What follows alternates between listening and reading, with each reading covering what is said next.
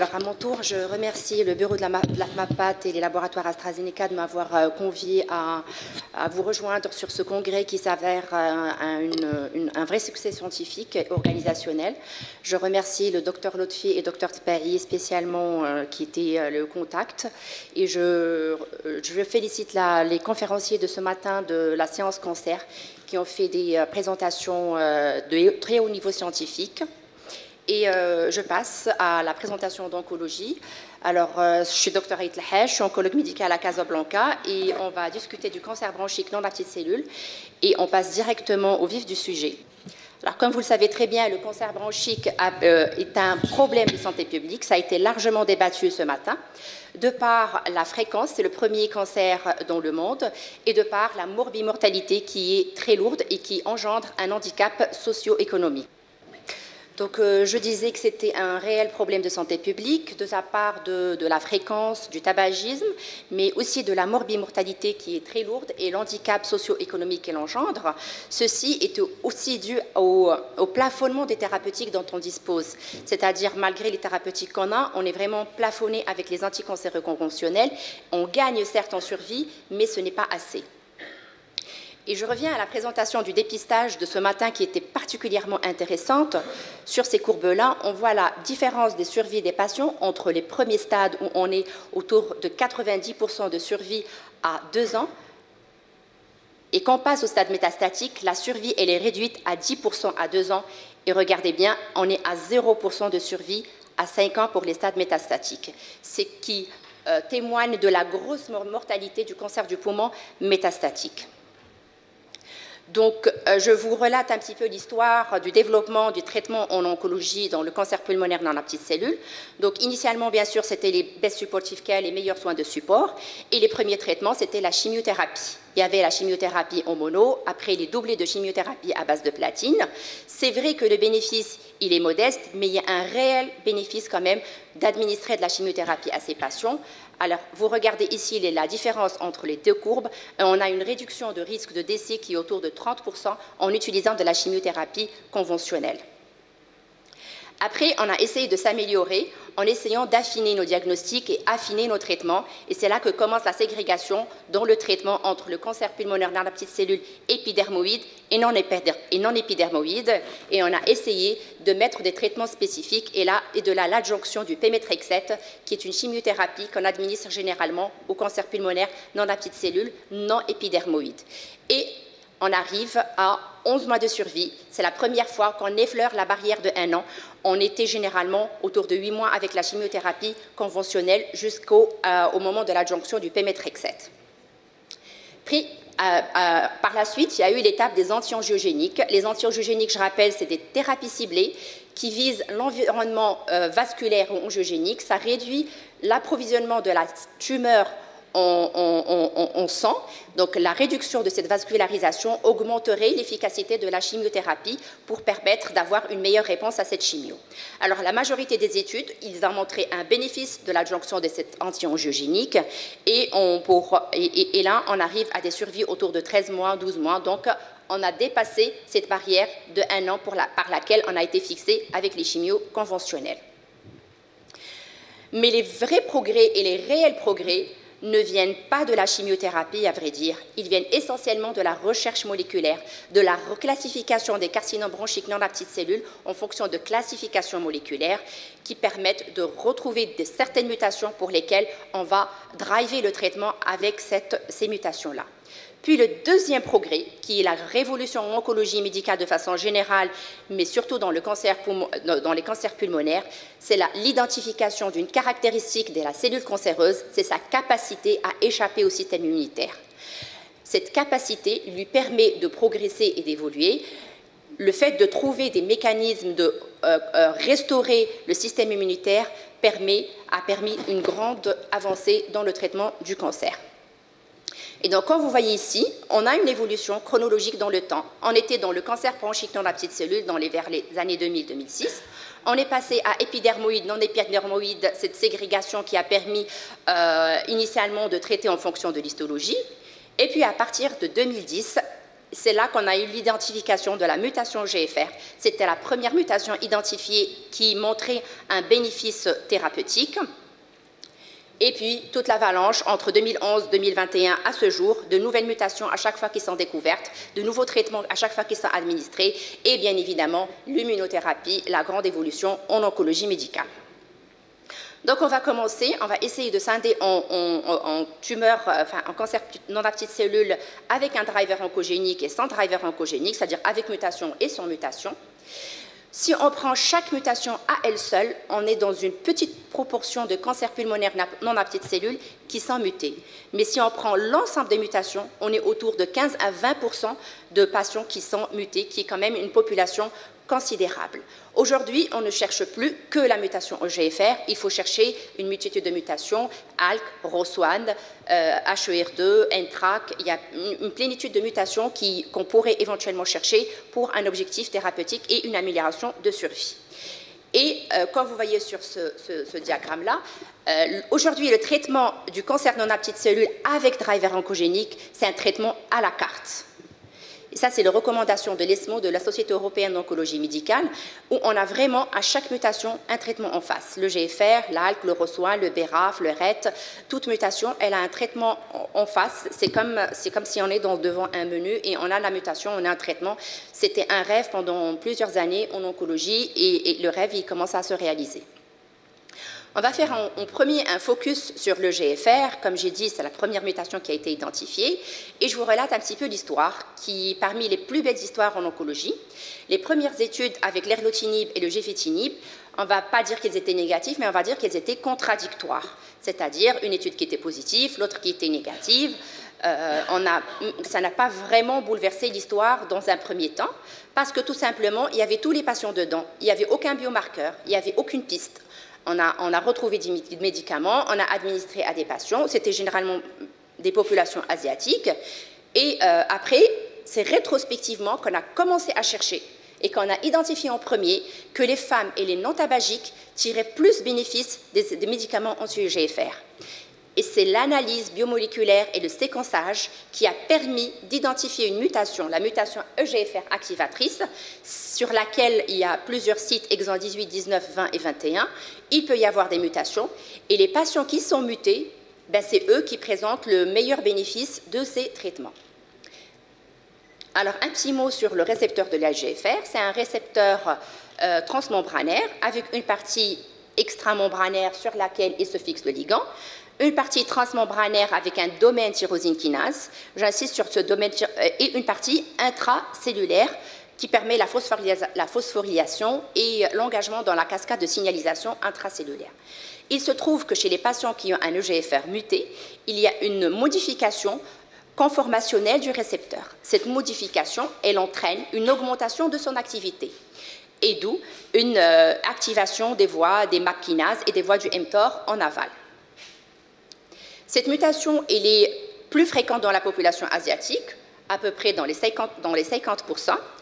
Elle est autour de 10-15% dans la population générale. Et selon une étude marocaine, nord-africaine, on retrouve à peu près 21% de mutations GFR chez les populations marocaines CNPC métastatiques. Alors, comme je disais, c'est une mutation qui est beaucoup plus fréquente chez les patients qui n'ont jamais fumé. Et elle est plus fréquente chez les femmes. Mais néanmoins, il y a quand même autour de 30% des patients qui ont déjà fumé, 30% des hommes qui ont eu cette mutation.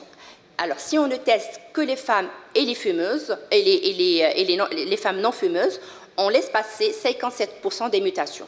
Donc, il faut tester tous les patients avec un CNPC métastatique adénocarcinome.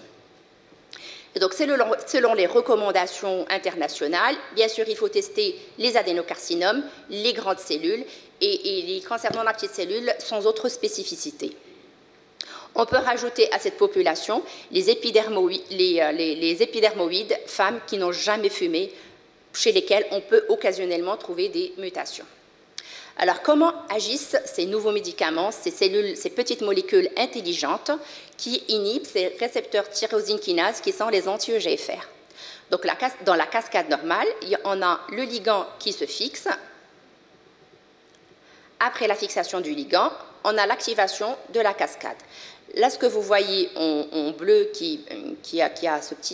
avec ces petites animations, c'est la petite molécule de inhibiteur tyrosine kinase, donc qui vient se fixer sur le domaine intracellulaire du récepteur, et elle bloque toute la cascade qui va partir vers la cellule tumorale et qui va activer l'ADN et déclencher la prolifération cellulaire, la métastase, l'angiogénèse, toutes les caractéristiques de la cellule tumorale. Donc on en dispose de 3 générations. Des molécules de première génération dans l'erlotinib, le géfitinib, deuxième génération dans l'afatinib, le dacomitinib qui n'est pas disponible au Maroc, et puis le tout dernier, la 3e génération, l'osimertinib. Donc, dans ce tableau, on regroupe à peu près la plupart des études qui ont testé les anti-EGFR de première et deuxième génération. On voit bien qu'on est passé à 2 ans de survie. Je vous rappelle qu'on vient autour de 5 mois sans traitement, on est à 8 mois avec chimiothérapie, on est passé à peu près 12 mois avec les anti-angiogéniques, et là, avec les TKI, on passe à 2 ans de survie globale chez cette population mutée. Malheureusement, dans l'histoire, il y a toujours un événement qui peut chamboler le cheminement des choses. Donc, on a cette voie qui est le GFR, qui est bloquée, qui est efficace, mais la cellule tumorale, on l'appelle aussi cellule maligne. Qui dit cellule maligne, c'est de sa capacité à créer des résistances. C'est comme les BMR, les bactéries multirésistantes. La cellule tumorale, on la décrit assez souvent comme ça. Elle développe des résistances et elle arrive à échapper aux mécanismes instaurés pour traiter. Et la mutation la plus fréquente, autour de 50% des cas, c'est la mutation T790M. C'est une mutation qui survient dans le GFR et qui permet de contourner cette résistance. Donc la solution, c'est de trouver un nouveau médicament qui permet de contrecarrer cette résistance.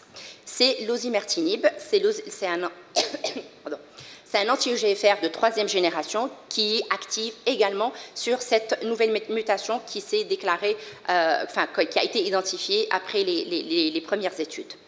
Donc en premier lieu, ça a été initié en 2e ligne chez des patients qui sont pré-traités par un anti-EGFR de première génération. On randomisé chimiothérapie versus osimertinib. Et là, les courbes, elles parlent d'elles-mêmes.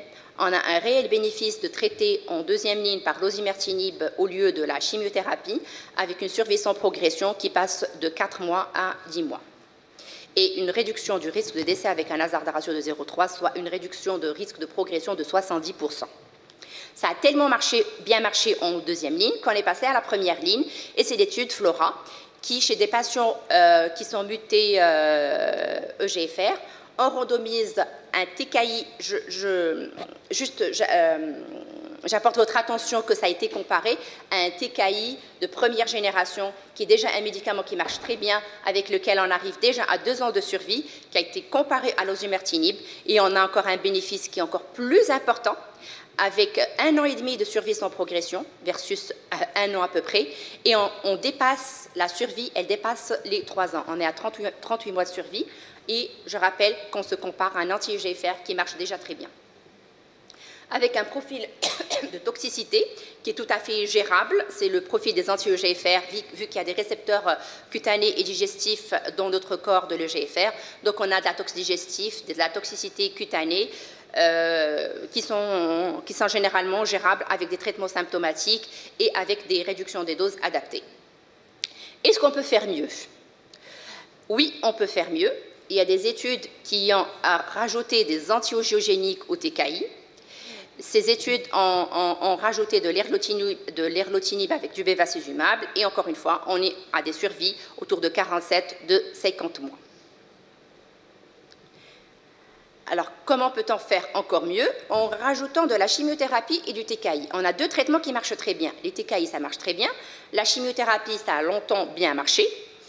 Donc, on rajoute un anti-EGFR, en l'occurrence le géfitinib, avec de la chimiothérapie classique, du pémétrexate carboplatine, et on remarque qu'on a un bénéfice en survie globale. Le bénéfice, il n'est pas absolu, il est contradictoire selon les études, mais il y a un bénéfice, et c'est une réelle piste de traitement qui donne aussi beaucoup d'espoir. Qu'est-ce qu'on peut faire plus?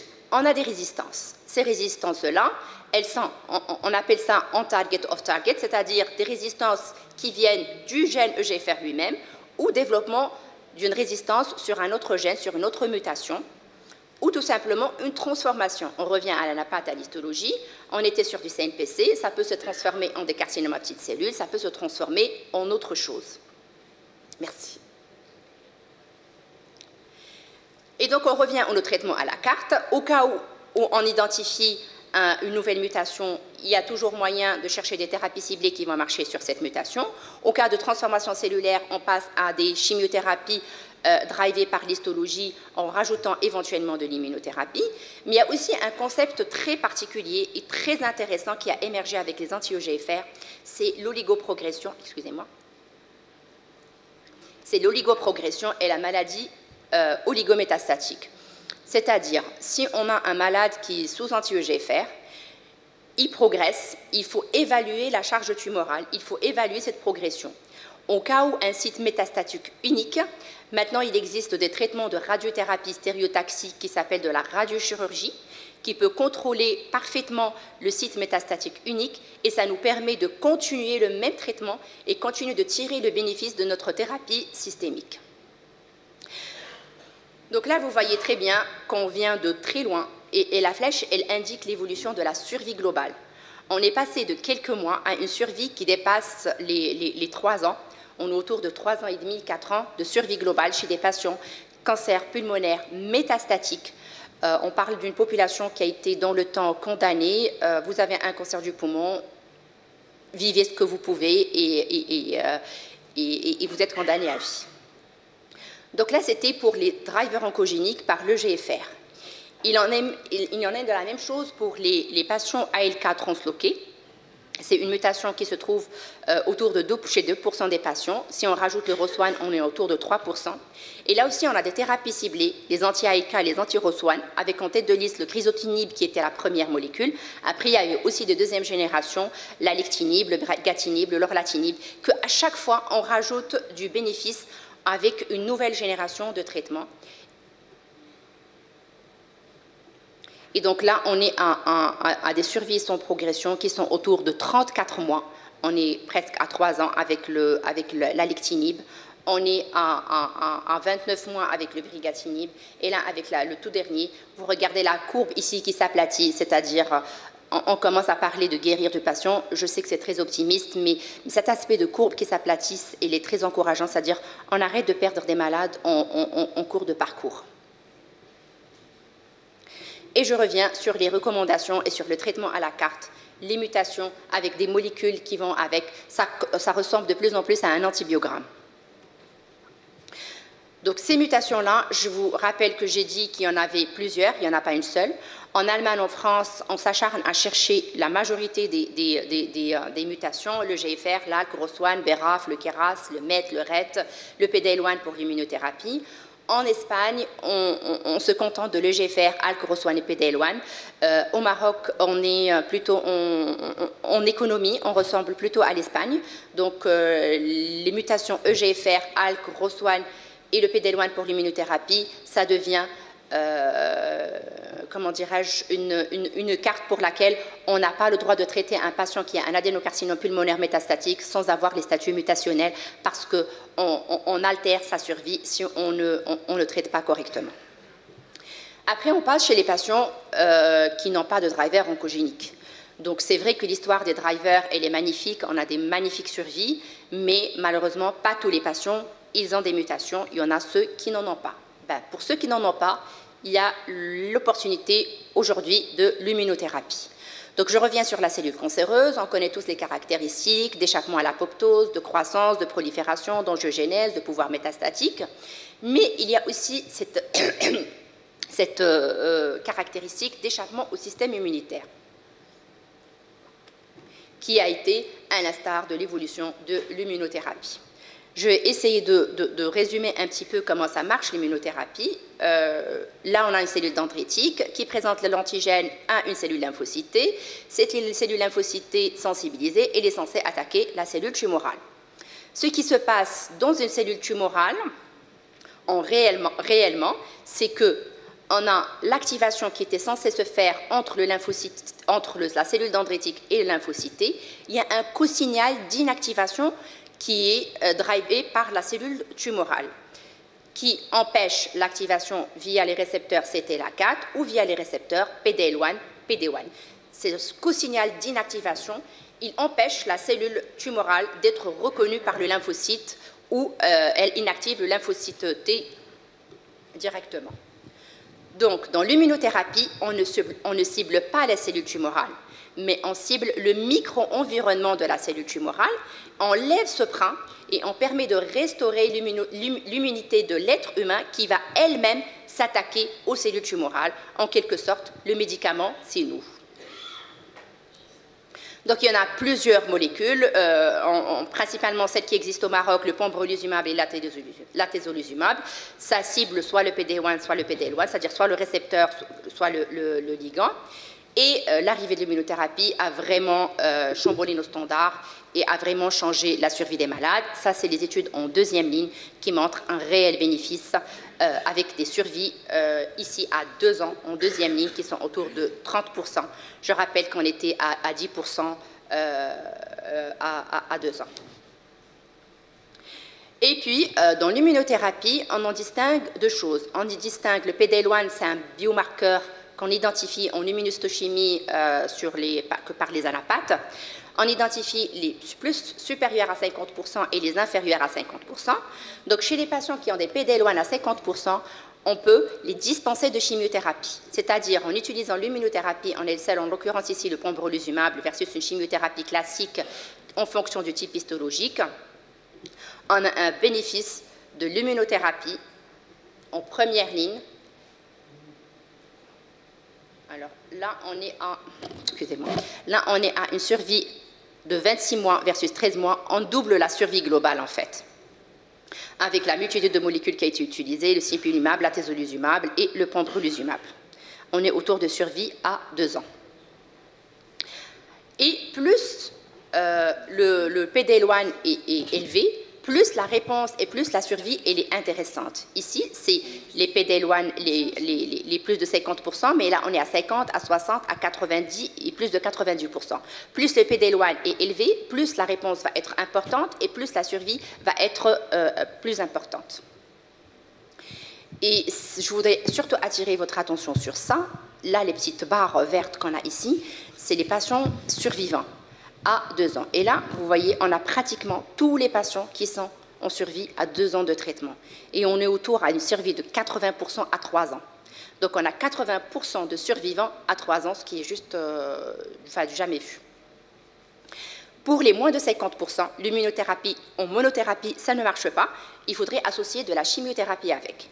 Et le fait de rajouter de l'immunothérapie à de la chimiothérapie dans ces études-là, c'est du Pembro, on a un bénéfice toujours en survie globale et on est toujours dans les 2 ans de survie versus 10 mois. C'est-à-dire on triple quasiment la survie des patients. Donc, pour conclure et rester dans les timings, l'oncopneumologie est en vraie révolution. L'ère des biomarqueurs, du séquençage, de la thérapie ciblée et de l'immunothérapie a changé notre vision des cancers bronchiques non à petites cellules. On n'est plus devant une maladie unique, on est devant une maladie diverse en fonction des drivers oncogéniques. L'avènement du traitement à la carte nous donne de gros espoirs. Reste bien sûr le problème de l'accessibilité et du coût dans notre contexte socio-économique. Et je reviens toujours sur la présentation de ce matin, le dépistage, le diagnostic précoce. Et je reviens sur ma première slide, la survie entre les stades 1 et les stades 4 n'a rien à voir. Certes, on a bien avancé dans les traitements des maladies métastatiques, mais on sera toujours mieux en traitant des maladies qui sont plus petites et qui sont plus précoces. Et la rapidité de prise en charge spécifique, elle est très importante parce que c'est des patients dont l'état général, il s'altère rapidement. Et on se trouve rapidement à ne pas pouvoir traiter les patients parce qu'ils sont altérés, ils sont fatigués, ils ne sont pas en mesure de supporter le traitement. Et on ne fera jamais mieux que de prévenir. Une once de prévention vaut un livre de guérison. Et merci. Je remercie le Dr Aïd El-Hajj pour son excellent exposé qui nous a un peu tracé l'histoire de la prise en charge et l'évolution quand même très très positive des différents traitements. et on va s'accorder une dizaine de minutes de discussion. Alors, je voulais juste, Madame El Haj, merci pour votre exposé. J'ai vu que vous avez insisté plutôt sur l'adénocarcinome. Parce que pour les anti-EGFR, il y a quand même une place pour l'épidermoïde aussi. Excusez-moi, alors pourquoi tout ça? On est ici devant un public de médecins pneumologues. Alors pourquoi je pose la question? C'est nous qui faisons le diagnostic du cancer du poumon. Et avec le prélèvement, on l'adresse à l'anapathe. Et quelles sont les consignes à donner à nos pneumologues pour la fiche qu'on envoie à l'anapathe? Est-ce qu'on demande le PDL1 systématique? Est-ce qu'on demande systématiquement le GFR, le LALC, le ROS? Est-ce qu'on le fait systématiquement? Parce que tout ça, ça a quand même un coût. En fait, la première chose, c'est qu'il faut différencier épidermoïde par épidermoïde. D'accord? Donc, le non-aptite cellule, l'épidermoïde, ça reste principalement de la chimiothérapie, avec éventuellement de l'immunothérapie si possible. D'accord? Les drivers oncogéniques, généralement, c'est pour les adénocarcinomes, à grandes cellules, les non-aptites cellules sans autre spécificité. Pour les épidermoïdes, on peut éventuellement demander la recherche de mutations chez des femmes non fumeuses, parce que c'est une population qui sont généralement non mutées. C'est-à-dire, si on a un patient, un grand fumeur avec un carcinome épidermoïde, les mutations, ce n'est pas la peine de les demander parce qu'ils ne sont quasiment jamais présentes chez cette population-là. Ce qu'il faut par contre demander, donc la première ségrégation, c'est épidermoïde, pas épidermoïde, je dirais. Si on est dans le non épidermoïde, il faut au minimum demander le GFR, l'ALK, le ROS1 et le PDL1.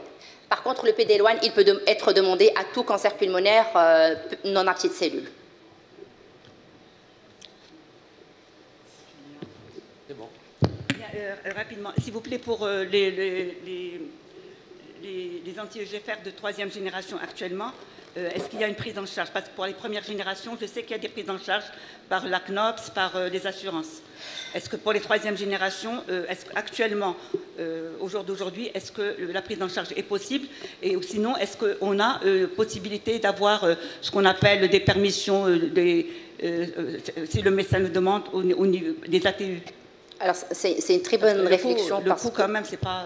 C'est une très bonne réflexion parce qu'effectivement, le coût et la charge économique, il est très importante. Alors, ce qui existe aujourd'hui, les premières générations, effectivement, elle s'est pris en charge. L'osimertinib, les anti-EGFR de 3e génération, il y a les mutuelles privées parce que c'est un médicament qui a l'AMM, donc les mutuelles privées, ça prend en charge. Par contre, la majorité, les CNOPS, les CNSS, il n'y a pas de prise en charge, mais il y a possibilité de faire des dossiers via l'ANAM de demande d'autorisation exceptionnelle.